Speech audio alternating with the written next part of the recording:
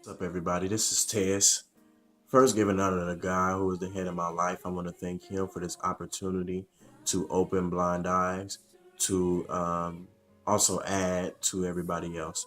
So I want to hit a topic that a lot of people do not hit, that I do not hear preachers preaching about, but it's very important because we are living in those times now. So a few days ago, of course, we know all the stuff that's been going on in Baltimore and the things that happened in Ferguson and all this other stuff and all the people that are talking about, oh, I'm Christ, like Kanye West. He made that Bible talking about he is God and stuff like that. I want to hit these topics and I want to hit these things. So I'm gonna try to make this as short as possible, if God's willing. So the first verse I came across when I first started thinking about this was Matthew 24 3 through 8. I'm gonna try to read it as fast as possible, but not too fast so y'all understand. Okay. So it says, as Jesus was sitting on the Mount of Olives, the disciples came to him privately. Tell us, they said, when will this happen? And what will be the signs of your coming and the end of the age? Jesus answered, watch out that no one deceives you. I'm going to stop right there. So I'm a person where I like to figure out the true meaning of words because our words are different from Hebrews and Greek words because their words have way much more meaning than our words do. So the word deceive in Greek is planeo. I don't know how to pronounce these words, so excuse me if I don't say it right. And it means to cause someone to go astray, to get off course. So pretty much Jesus is saying, watch out that no one causes you to go astray from the truth, to go astray from the path of God, of his word. The word of God is the truth. So you're going to have people who come and try to try to cause you to go astray of the word of God. Now going down to verse 5, it says, for many will come in my name, claiming I am the Messiah, and will deceive many. Again, people will come saying, I am the Messiah. I am Jesus Christ. I am this, and that. For example, Kanye West. He made a Bible, and it may not have been him. It may have been other people, but in a sense, it still happened. People are still praising Kanye West because who called, what I'm saying? They worship him and stuff. You have people who worship him and stuff like that. So that's a sign right there. Okay. Now I'm gonna stop right here, and I'm gonna go to Revelations, and this is the book of the Bible that hasn't fully happened yet. This is that one book of the Bible that is, was futuretically written for. So I'm going from chapter 6, verse 1 through 2.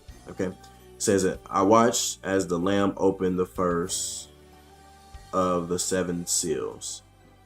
Then I heard one of the living creatures saying aloud in a voice like thunder, come. I look, and therefore before me a white horse. His rider had a bow, and he was given a crown, and he rode out as a conqueror bent on the quest.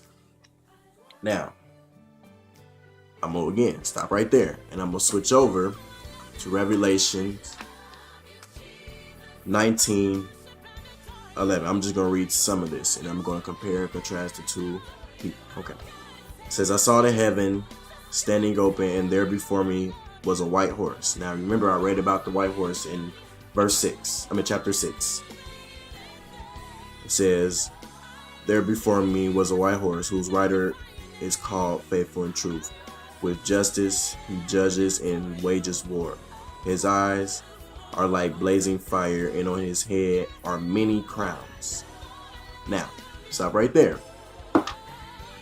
In chapter 6, the first horse, had a white horse. Okay? So did the person in chapter 19. The difference was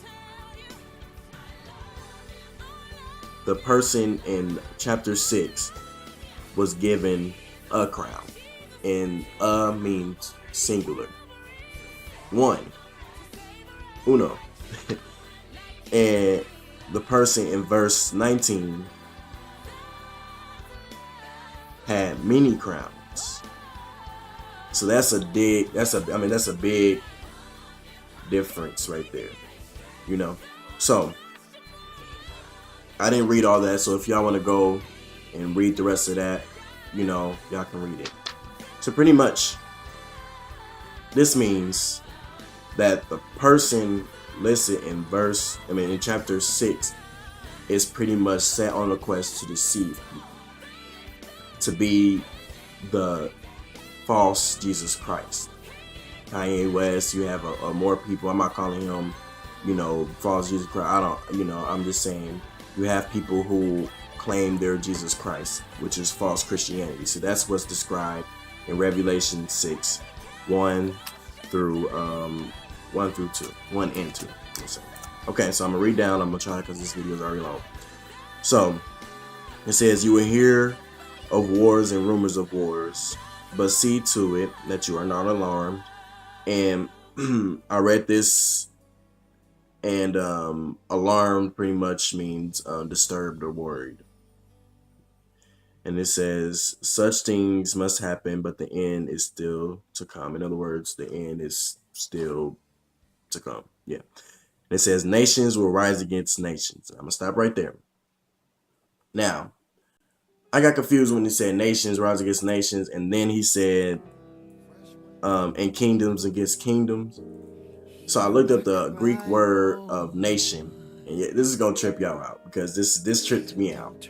The Greek word of nations is ethnos, and it says people join by practicing similar customs or common culture. In other words, the definition of nations, which is the context of nation used here, is race. So I'm gonna read it again. It says nation will rise against nation. And I will sub it out for the word and the definition. Race will rise against race. Now, all this stuff that's going on in Baltimore, people was just like, oh, it's because we're tired of getting killed. But what y'all don't really realize, this is prophecy. What's going on in these different states and cities and stuff about blacks going against white and stuff like that, it's all prophecy. It's listed right here in the Word of God. A lot of people think that the Bible is not true because, simple fact, it was written by man, first off. A lot of people say the Bible contradicts itself. A lot of people say Jesus Christ isn't the Son of God.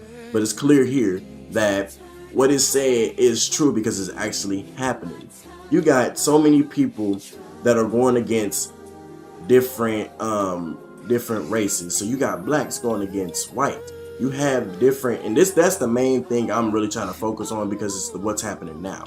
And I want to crack people's skulls because people are so blind by what they think is right, which is really not right. Just because it feels right and just because you're getting revenge doesn't mean, it doesn't justify anything. All you're doing is fulfilling prophecy right here. Nations against nations. Hold on to that, because that's what's going to really determine if you wake up or not. When you really read, you can read it for yourself. You really can. You go on Google, you can look up on Bible Hub or any of these other sites that have the Bible verses or the Bible. It says nations against nations, and that word, and you can even look up the Greek word of it, and it means race. So the race against race, kingdom against kingdom, and that pretty much means countries against countries. It said there will be famines, which means hunger, and earthquakes in various places. All these are the beginning of birth pains. Now, this is the last point. You know, birth pains, when they say sorrow, you know, in the King James Version it says sorrow, but in this version it says birth pain. But sorrow, in the Greek definition, pretty much it says birth pains. In other words, I just said that. But talks about a woman with birth pains.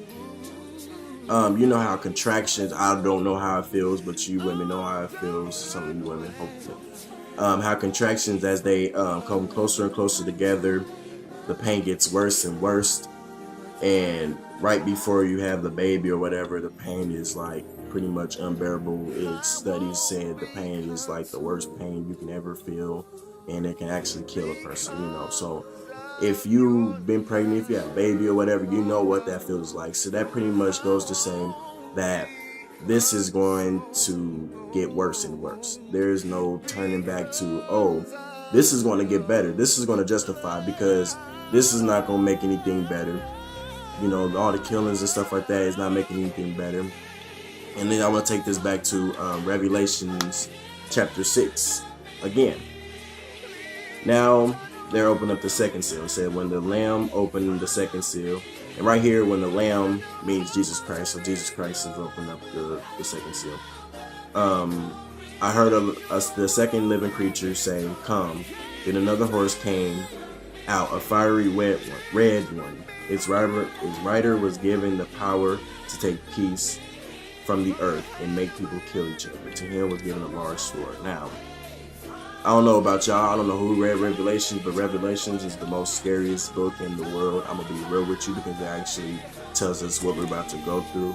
They're not going to see the horses, you know.